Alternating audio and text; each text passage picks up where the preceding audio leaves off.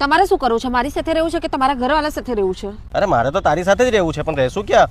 હા તો ચલો મારા ઘેરે. મારા મા બાપ કઈ એવા તેવા નથી, રાખશે આપણે. અરે વાહ, ત્યાં તો આપણે હારા હારા પકવાન મળે, મજા આવી જાય નહીં? તો શું, અહીંયા તો તમારી મમ્મીએ નાકમાં દમ કરીને રાખ્યો છે. એક તો કામ પણ કરો અને તાના પણ સાંભળો. હા યાર, તારી મમ્મી તો કામ પણ નહીં કરાવ હે ને બેઠા બેઠા ખવડાવ હે, મજા આવી જાય નહીં? એક કામ કરીએ, 10 વર્ષ તો રહીને જ આવીએ, તો જ મમ્મીને અક્કલ આવે નહીં? શું? અરે 10 વર્ષ કેમ? 1-2 દિવસ હોય તો ચાલ્યું જાય તો સારા સારા પકવાન મળે. 10 વર્ષ સુધી કોણ બેઠા ખવડાવવાનું છે? અચ્છા. અને તમે 10 વર્ષ સુધી રહેશો ને તો કામે કરવું પડશે અને 2 શબ્દ સાંભળવા પણ પડશે. હવે એમની પણ ઉંમર થઈ ગઈ છે, એમને આખી જિંદગી આપણે કમાઈને ખવડાવ્યું છે. તમને શરમ નથી આવતી આવું બોલતા કે બેઠા બેઠા ખવડાવે? પાગલ તો સમજી નહીં, આપણે 10 વર્ષ સુધી ત્યાં રહીશું, પછી બધી પ્રોપર્ટી આપણા નામ પર કરી લઈશું. શું? તમારી દાનત તેમની પ્રોપર્ટી પર છે? અરે તો તું પણ લેશે જ ને અહીંયાથી પ્રોપર્ટી? અરે હું તો વહુ છું તો લેવ જ ને. અને કન્યાદાનમાં પણ કેટલી બધી વસ્તુ લઈને આવેલી હતી, તે આપશે તમારા ઘરવાળા? હા તો આપશે જ ને.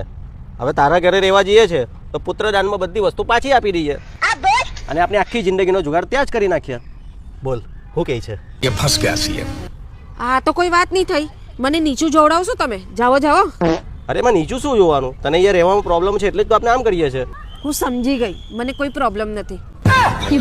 तू समझा नहीं, तू समझा नहीं।